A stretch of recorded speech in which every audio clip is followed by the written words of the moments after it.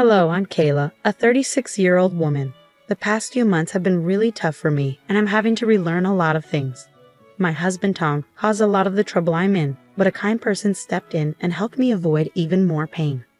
First, let me tell you about the people in my story. The first person is my sister, Maya. She's 6 years younger than me and very pretty. Growing up, we didn't get along because I was a nerd and she was popular. She always picked on me and seemed jealous for some reason. My mom tried to help us get along, but it didn't really work. When I went to college, we didn't talk much. But after I graduated and she was a teenager, we started talking again. Our relationship got a little better, but we never got really close. That was the best we could do, and I was okay with that. Next, let me tell you about my ex-husband Tom. We met at work and got along really well. We dated for about 3 years before getting married. We worked hard and bought our first house together. I earned more money, so the mortgage and deed were in my name. After 2 years of marriage, Tom asked me about having children. Honey, I was wondering about something, and I need you to think about this with an open mind. All right, what is it? I've been thinking that we've been together for a while now, and maybe we could start a family of our own. Tom, you know how I feel about that. I know, but we have the money for it, and it would be really cute to have little versions of us running around, don't you think? Yeah, but kids are a lot of work and responsibility. We're the most hardworking and responsible people we know. Come on, give it some thought, okay? I promise I'll help take care of them. Just keep that in mind, okay? Even though I wasn't keen on having kids, I gave in because Tom kept bringing it up. First, we had a son, and 3 years later, we had a daughter. Initially, Tom was very helpful, but that quickly changed. Suddenly, I was responsible for everything at home, including the kids. After our first child, Tom insisted I stop working because he had gotten a promotion and was earning more than me. I tried to resist, but eventually, I decided it wasn't worth the fight and accepted my new role. To avoid getting bored at home, I took up a new hobby, hosting dinners. I often invited my mom and sister, who lived nearby, and my mother-in-law, Megan, whenever she was in town. Eventually, I started to feel comfortable in my new life. I got to spend a lot of time with my family, and that made me happy. Tom and I were doing okay. I had gone through some trauma after giving birth to our second child, where I almost died, which affected our relationship. I didn't think anything else was wrong, but oh, how wrong I was. As I was cleaning my room, I found a pair of panties that definitely weren't mine. My heart sank as I stared at them, wondering if I wasn't enough for my husband. I had been feeling different lately, but I had just had our second child. It had been over a year since then, and I was still recovering. I had been going to therapy, making slow progress. But it didn't seem enough because Tom was cheating on me. Once the shock wore off, I was filled with anger and betrayal. I needed to know who my husband was cheating on me with and why. First, I sent Tom a picture of the underwear and asked him whose they were. Then, I checked his laptop. I logged into his social media accounts and went through his chats. At first, I didn't see any unknown women, which confused me more. I looked through his messages but found nothing. In my desperation, I went through every chat, even though I knew it was foolish because everyone in his contacts was someone. I couldn't believe that anyone in my life could hurt me that much. Then I realized that my sister's contact ID was everywhere I looked. At first, I didn't think much of it because why would my sister and husband talking be suspicious? But when I checked their chats, I felt sick to my stomach. They were full of pictures and videos of them in bed, messages about how much they love each other, and plans for Tom to leave me. I couldn't believe my own sister would do something so awful. Our relationship had never been perfect, but this was a whole new level of betrayal. First, I threw up because I was so disgusted. Then, I tried calling Tom, but he didn't answer. So I called my sister. Maya, hey, what's up? Don't hey, what's up me? Seriously, what's wrong with you? I don't know about mine, but I do know that I found a pair of your panties in my bedroom.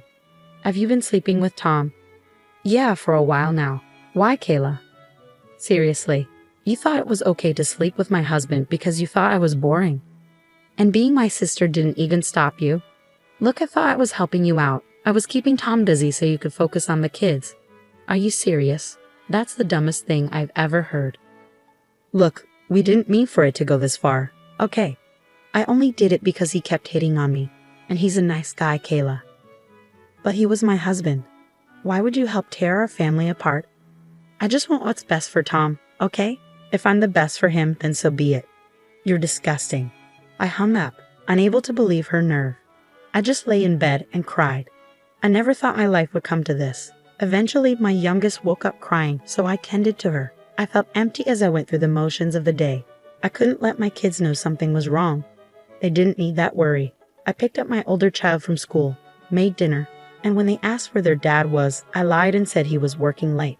At some point, my anger turned into worry. It was almost 11 o'clock at night, and Tom still wasn't home. I tried calling him multiple times, but he didn't answer. I even tried calling my sister to see if he was there, but she didn't pick up either. Exhausted from the day, I went to bed, hoping it was all just a bad dream. The next morning, I woke up feeling like something was wrong. I looked around and realized Tom's things were gone from the room. I checked the cupboards and drawers, and most of his stuff was gone from the house too. He had left while I was asleep, without saying a word. I couldn't believe it. He just left me without even trying to talk. I didn't know what to do. All I could think about was taking care of my kids first. Then, I'd figure out everything else. I woke up, got the kids ready, dropped off the oldest at school, and then took the youngest to my mom's place. She could tell something was off because I was distant. All I could think about was how I'd managed to raise 2 kids alone. Whenever I came back to reality, I remember I had to tell my mom about my sister and husband. Eventually, she couldn't wait any longer and asked what was wrong. Okay, I've had enough of your silence. What's going on? I don't know how to say this. Why don't you start from the beginning? Well, I found out that Tom has been cheating on me. What? How do you know? I found another woman's underwear in our room. When I asked Tom about it, he didn't answer and then left. He left? What do you mean? When I woke up this morning, all his things were gone. Gone? You didn't try to stop him? I didn't even realize when he came back. I fell asleep around midnight, and when I woke up, all his stuff was gone. Oh my God, my poor girl, I'm so sorry this happened. Yeah, it gets worse. Oh no, what happened? Do you know who Tom cheated on you with? You mean you know who he cheated with? Yeah, I snooped through his things to find out. I wouldn't have tolerated this under normal circumstances, but this is different. So, who is it? Maya. Excuse me? What? Are you serious? Yeah, my husband has been cheating on me with my own sister. I called her to ask about it, and she was so casual about it. She said they were in love, and she believed she was the best for him, so she was going to keep being with him. Oh my God, what has Maya done? I don't even know how I'm going to survive. I have 2 kids to raise and I need to find a job too. Look, why don't you just get some rest while I try to process this? I'll be here to help you, okay? Yeah, okay, thanks Mom. I had become numb to everything that had happened, so telling my mom wasn't as hard as I thought. I ended up sleeping while my mom took care of my youngest. When I woke up, I heard my baby crying and my mom yelling. I rushed out and saw my mom on the phone looking angry. She hung up and seemed surprised to see me. She apologized for the noise but didn't say more. I knew she had been giving Maya a piece of her mind. Over the next few days, Mom stayed with us. It was easier having one person move and then 3. Maya kept trying to contact our mom, but she asked me to block Maya. It was comforting to have someone understand my feelings when I felt so alone. I found out through mutual friends that Tom and Maya got married. They reached out to me, concerned and confused. I had to explain everything, which was humiliating, but they were supportive. They all blocked Tom and Maya and refused to associate with them. But I found out they got married the day after Tom left us. It hurt to know, but I shouldn't have expected anything different from them. When I told my mom, she was furious. You should know, my mom is usually calm, so seeing her so angry with my sister was surprising. It was great to have her financial support. She wasn't obligated to help, but she did her best for us.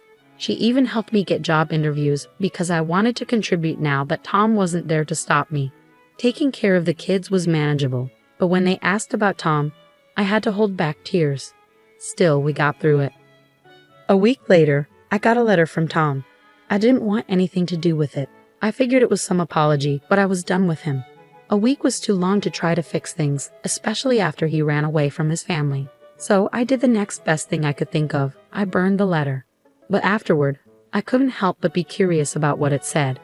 Sometimes I wished I had read it before burning it, but then I reminded myself that nothing he could have said would change how I felt about him and what he did. The next day, my mom and I took the kids to the fair. We had a blast, and it was nice to be in a lively place after everything. I finally got to have fun and laugh, which felt great after such a tough time. That night, my mom and I relaxed with a bottle of wine, and I told her about the letter.